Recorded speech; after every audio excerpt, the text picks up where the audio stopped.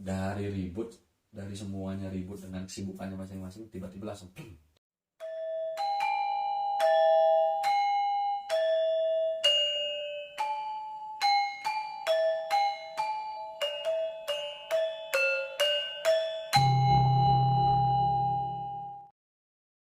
Om Swastiastu, salam rahayu, salam persaudaraan.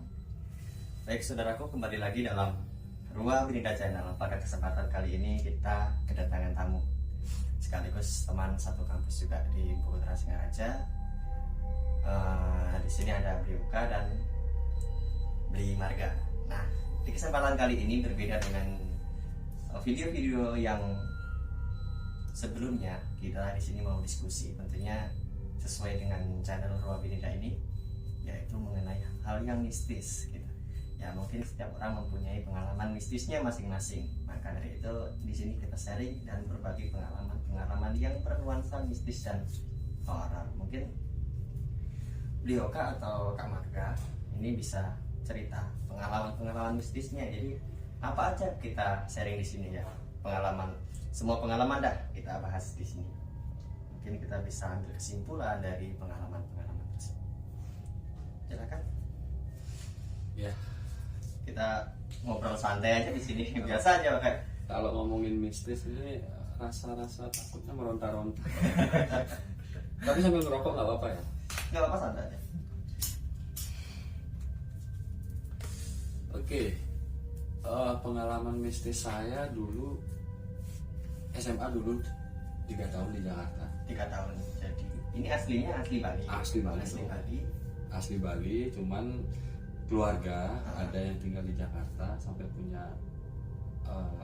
asrama. Merantau di sana. Iya, Merantau. punya asrama di sana. Jadi kita tinggal di sana SMA. Itu pertama kali pengalaman yang memang benar-benar bisa dikatakan sangat mengerikan.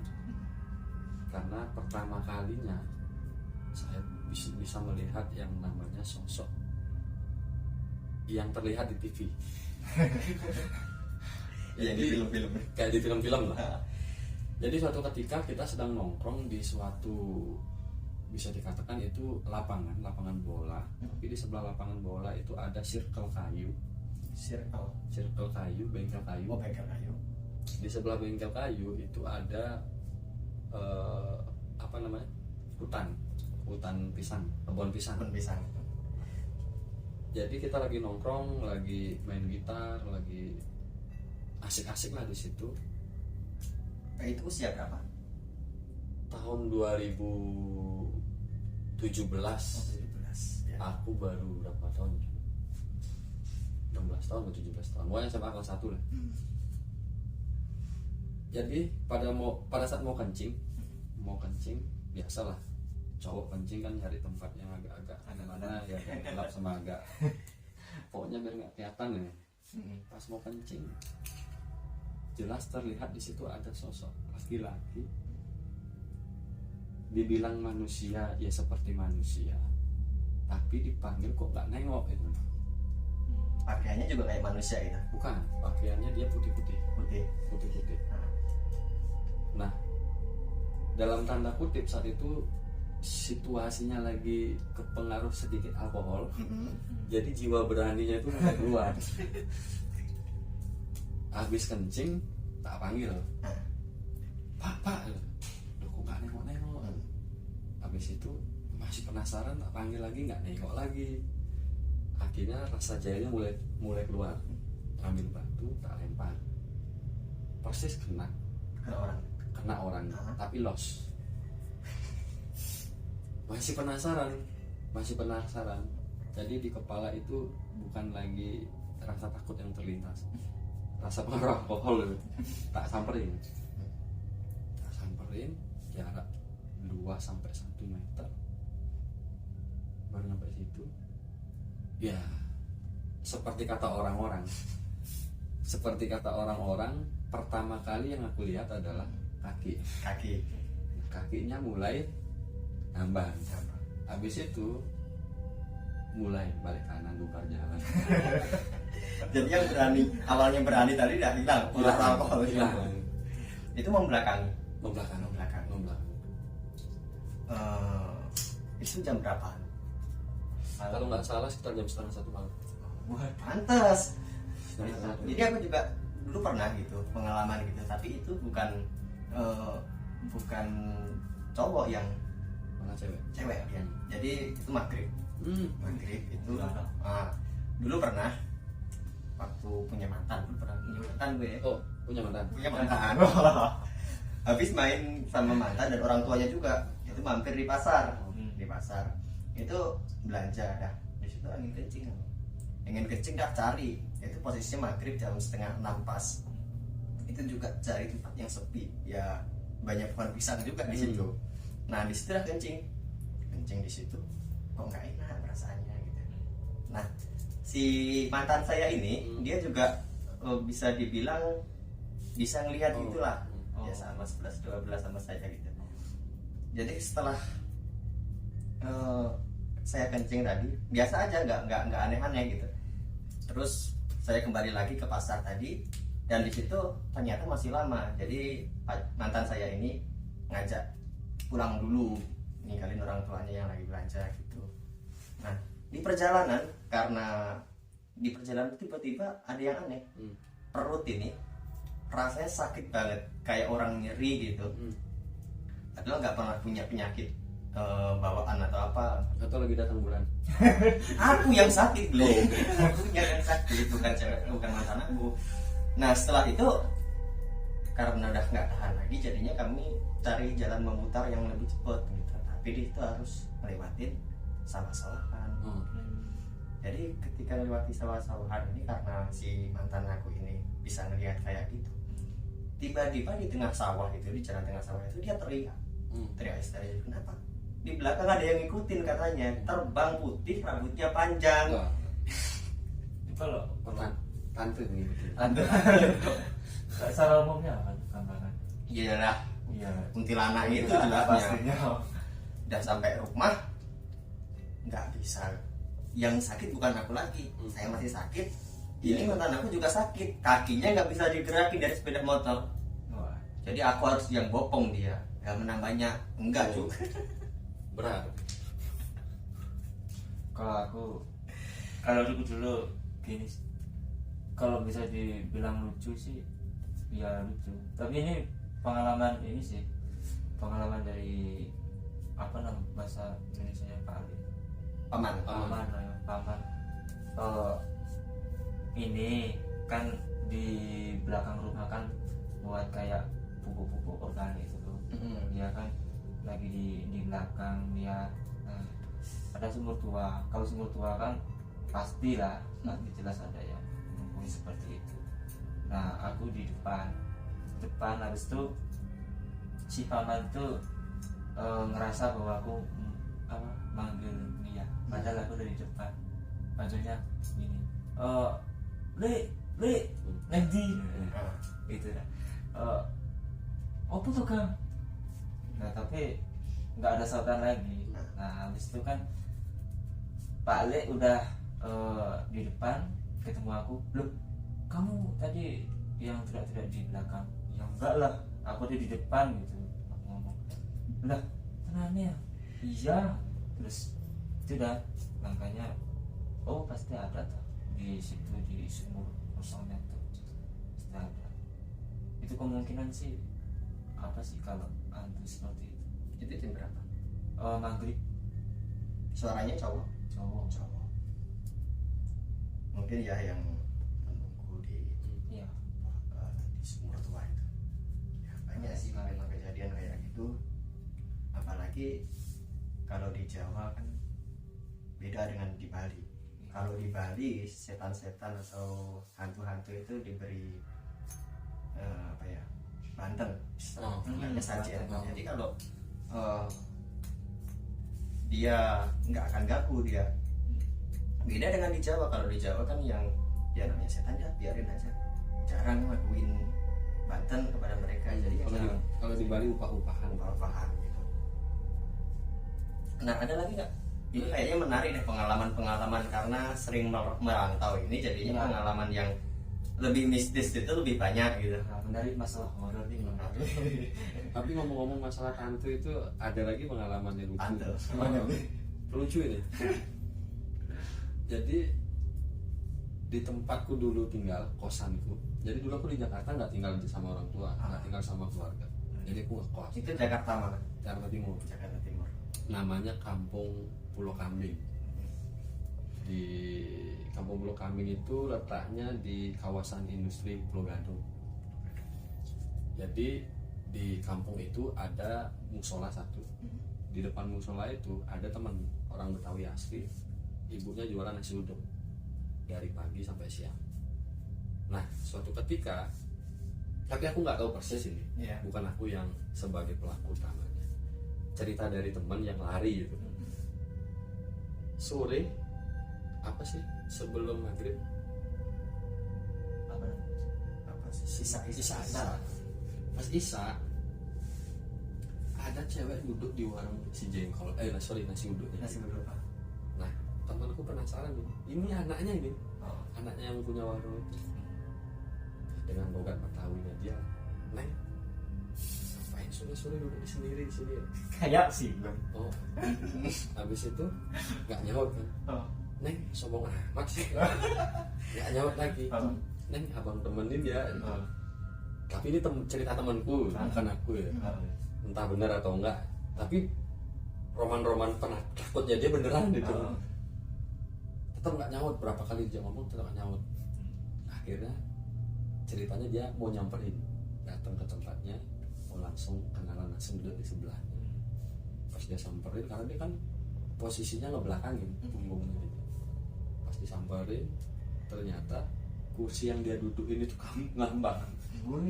Ngambang. Kursinya nggak apa-apa. Enggak, Orangnya ngambang. Waduh. Kursinya kan tinggi, orangnya ngambang gitu. Langsung temanku lari masuk ke dalam base camp. Kita dulu punya base camp, jadi satu kamar itu. Base camp di sana itu buatannya memang dari semi permanen, pakai bedeng dan lain sebagainya. Pintunya pun pintu darurat. Nah, karena saking takutnya dia buka pintu sampai copot pintunya, copot pintunya langsung masuk ke dalam itu. Akhirnya dia cerita kayak gitu gini. Aku sih nggak percaya ya, kayak di film-film itu memang iya sih. Aku mikirnya ya masa tante sore-sore apalagi Isya keluar gitu. Tapi dengan cerita-cerita ya emang benar itu.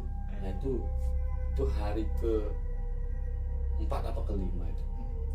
Besoknya lagi aku punya kenalan namanya Asep. Asep itu aslinya dari Cirebon, tapi dia merantau ke Jakarta. Nah, aku main ke rumahnya Asep. Rumahnya Asep itu di bawah pohon apa ya namanya kalau di Jawa? Kalau di sini juwet namanya.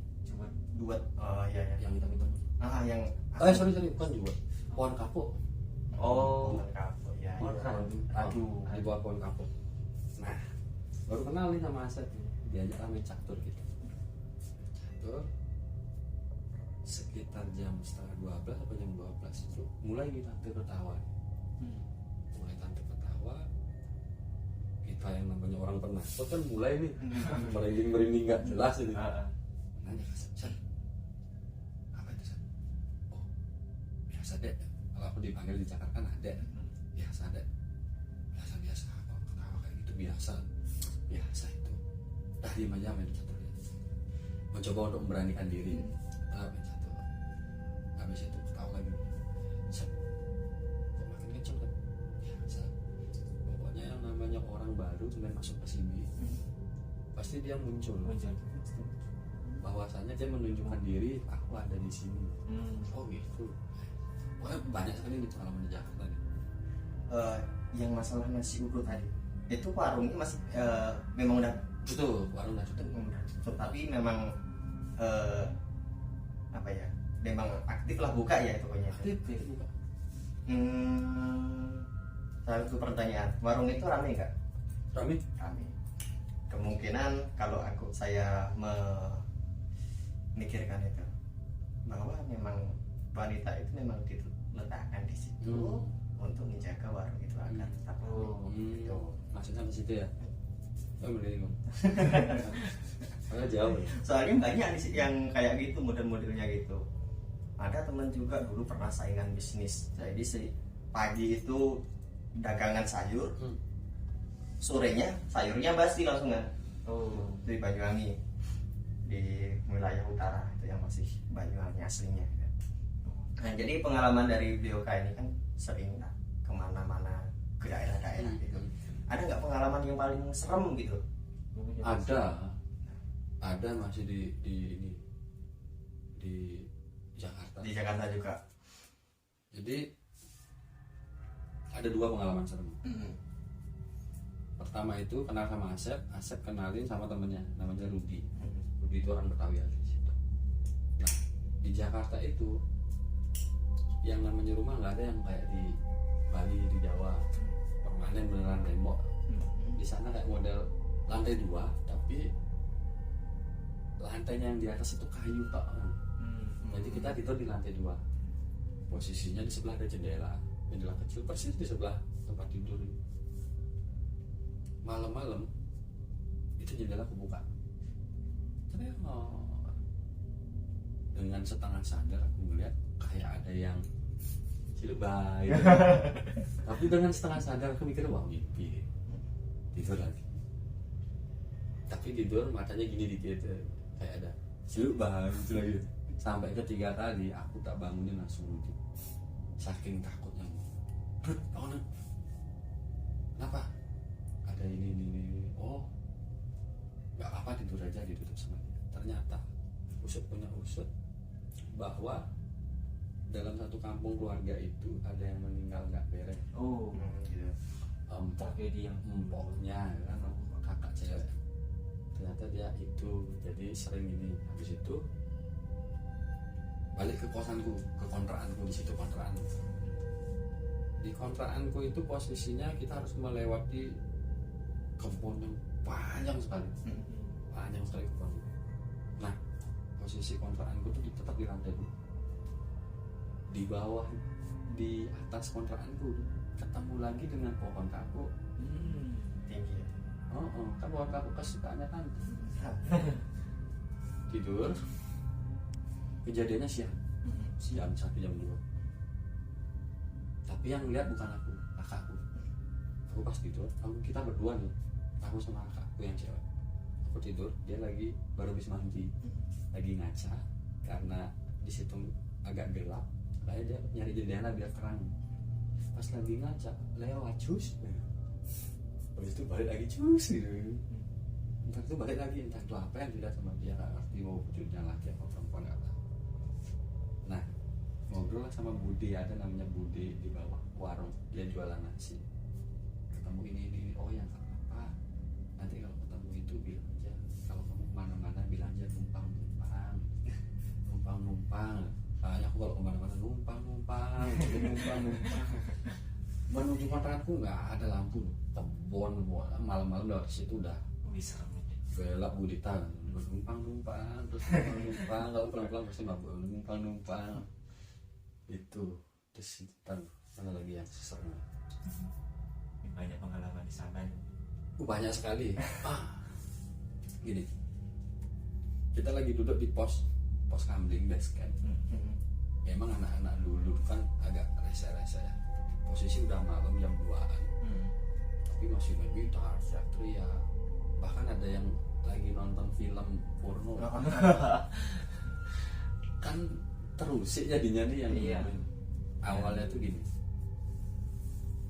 ada sesuatu yang jatuh dari atas, kena seng, doang, banyak. Habis itu bunyi kereta api. Emang dekat kereta? Dekat kereta. Ini posisi kampung Pulau Kambing itu, ini kereta. Nah biasanya kereta ini sebelum melintas, ini kan ada jembatan, ada jalan, pasti dia ngembel tong dari jauh baru bunyi kan. Ini keretanya nggak bunyi, tiba-tiba jalan gitu. Apa itu? Biasa aja, tetap lagi main gitu, teriak-teriak, yang nonton asik nonton.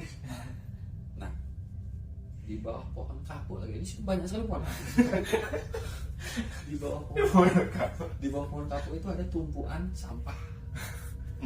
Tumpuan sampah itu habis dibakar. tapi apinya udah padam, tinggal asapnya kayak model gisi. Nah, mulai nih. Pertamanya suaranya kayak model suara gimana sih, bunyi suara harimau. Bengong semua. Dari ribut, dari semuanya ribut dengan kesibukannya masing-masing, tiba-tiba langsung diam. Dari semua suaranya gimana? Hilang. Masih lagi ribut. Oh, lagi semua. Diam lagi. Apa itu? Ternyata sumber suaranya itu ada di sini. Nggak sempat ngelihat isinya, baru tangannya aja gitu kita udah Waduh. bunyi semakin keras kayak pada jari gitu keluarnya, jari gitu. Itu jarinya orang. Oh, nggak panjang. Tapi habis itu langsung kita di situ sih.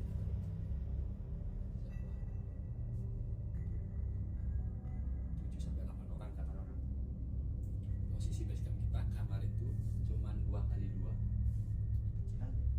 2x2, 8 orang. Duluan masuk. Gimana hancur bedeng ya tuh. Kaburnya beneran kabur ya. Bener-bener udah sendal ketinggal di sana, HP ketinggal di sana semua ya. Yang penting nyelamatin diri masuk ke dalam loh. Habis itu baca-baca berita. Katanya kalau yang bersumber dari api itu penjuru. Oh. Katanya. Itu yang paling serem. Asli, takutnya beneran. Nggak bohong. Bener-bener lari. Tiba-tiba nongol.